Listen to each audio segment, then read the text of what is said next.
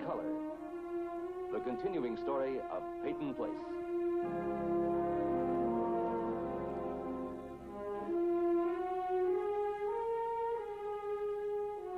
Starring Dorothy Malone as Constance Mackenzie, Ed Nelson as Michael Rossi, Ryan O'Neill as Rodney Harrington, Barbara Parkins as Betty Anderson, Tim O'Connor as Elliot Carson, Christopher Connolly as Norman Harrington, Patricia Morrow as Rita Harrington, James Douglas as Stephen Cord.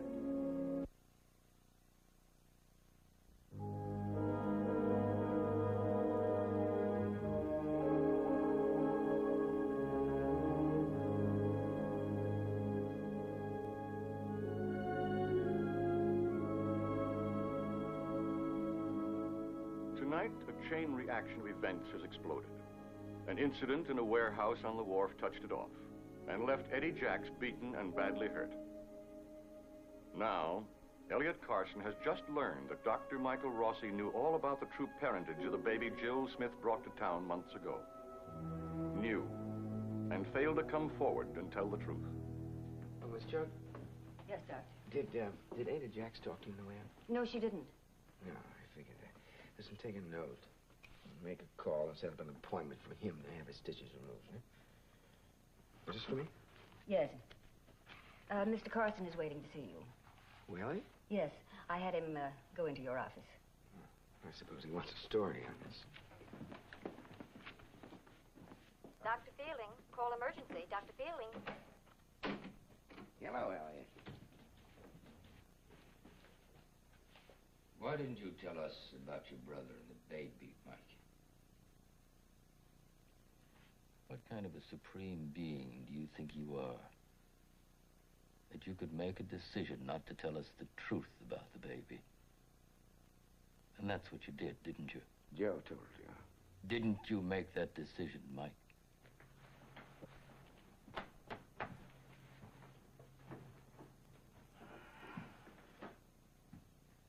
Yes. Why? Because he's had to run most of his life and because I wanted to try and help him. To protect him.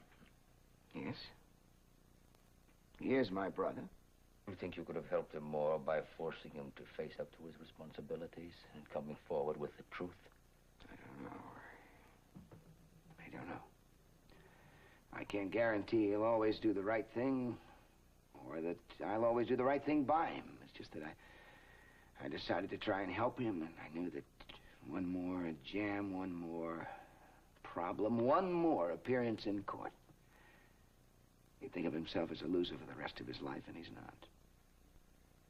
I don't know. Maybe I made the wrong decision. Maybe. Well, put yourself in my position for a minute. In your position. Well, I've never been in an area like this before. I think you're trying to work out a nice, neat little philosophical equation for yourself. Your brother or your friends, and I can't buy that, Mike. That's after the fact.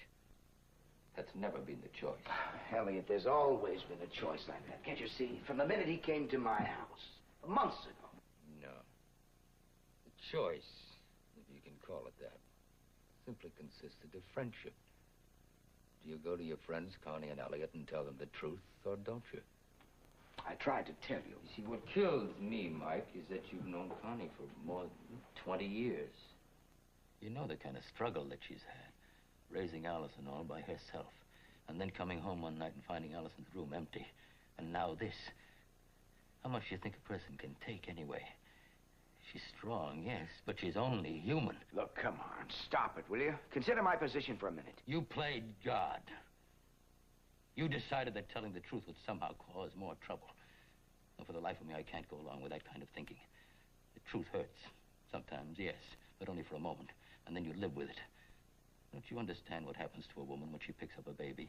Do you realize that every time Connie feeds that baby, every time she changes her, every time she holds her close, she falls deeper and deeper into a commitment? All right, come on. Put away the violins, Oh, will yeah, you? sure. It's hearts and flowers, and it's buckets of beautiful tears, except Connie is living it. All right. I'll cancel my appointments for in the morning, and I'll go by and see her. Cancel, beautiful. What's the matter with you, anyway? This isn't some kind of a disagreement about a medical bill. It's not something that can be settled with an apology over a cup of coffee. Well, what do you want? To listen to me. Stay away from me. Stay away from Connie. From both of us. You don't know the meaning of friendship. The responsibility of a friendship. You're a fake, Mike.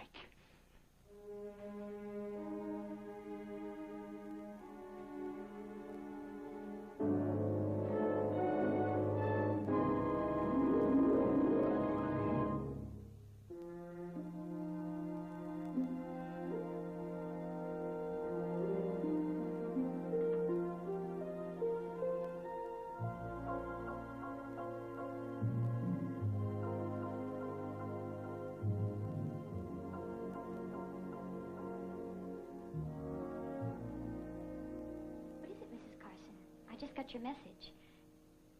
Is it Kelly? Is something wrong? You tell me. Is something wrong? Well, Mrs. Carson, I don't think I understand. I don't understand either. Not at all. You never met Allison, did you? What? You never met my daughter. Mrs. Carson. Tell me. I've told you You lied. You lied to everybody. Why? Who said I lied? Kelly's father. Didn't you know someday he would? Didn't you know someday somebody would? You made it all up, didn't you? Allison, the bus station. You never even saw my daughter, did you? Mrs. Carson. Did you? No. You used her name when you had a baby. So that you could come here and use Elliot and me. It was a lie. It was all a lie. Yes. Why? You knew our daughter disappeared. You knew how much it would hurt. Mrs. Carson. So you made us believe we'd found a part of her. I didn't mean to hurt you. Oh, be honest for once in your life. Tell the truth. You didn't care. You had a problem, so you were looking for a way out. Well, a lot of people have had the same problem. And felt the same way.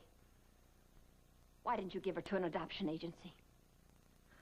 Why did you have to make us relive it? I just couldn't give her away and not know where she'd be. Why here? Because it was somewhere... Somewhere? Somewhere where maybe you could come back and get her if you felt like it someday? No. Somewhere I know she'd be wanted. Because of a lie? I wanted Kelly to have a home. The kind she needed. The kind I couldn't give her. Nobody could have given her the kind of home she needed but you. You were her mother. Where is she? No, Jill. Mrs. Carson. You made your choice. I want to see my baby. She's not your baby. You disowned her. The day she was born.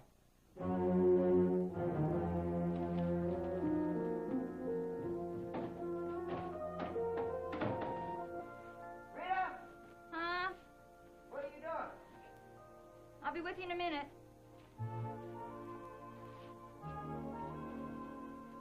Oh. How can you possibly have anything left to wear? Besides what I have on, I have a trench coat, my swimming trunks, and a suit I wore at graduation. I've sort of let things slide, haven't I? Oh, you might say that. Well, I'm going to take all this stuff to the laundromat tomorrow morning. Then I'm going to come home and iron. If I have time, I'll put new shelf paper in our dresser drawers. No, I'll make the time.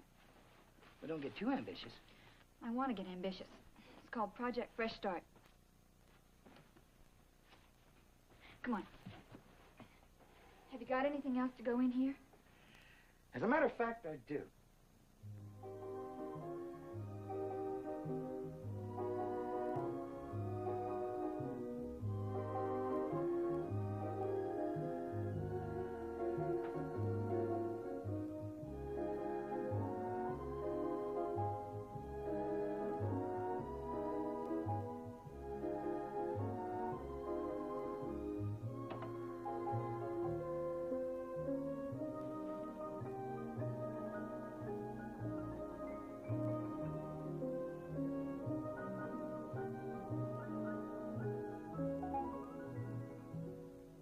Was too crowded. Is that all of it? Well,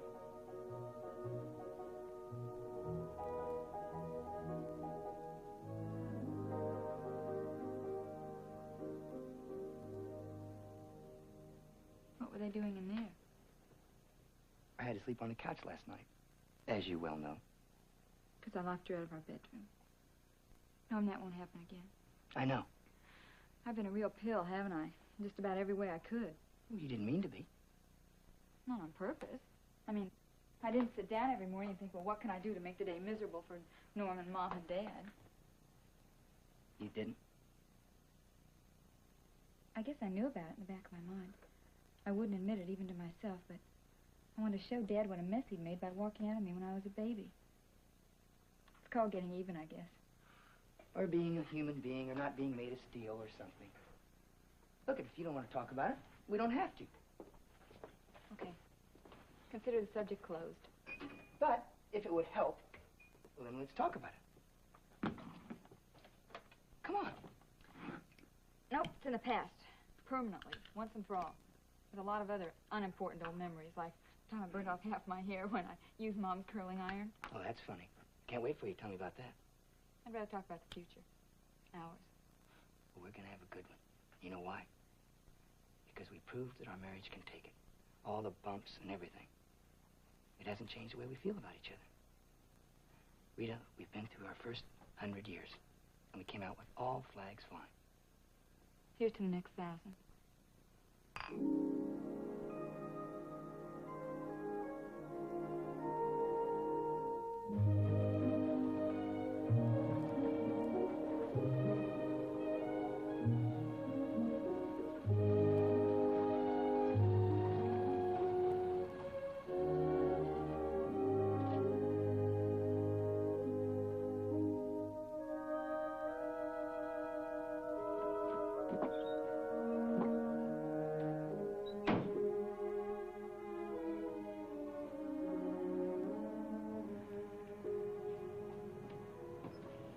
Sorry, Your Highness.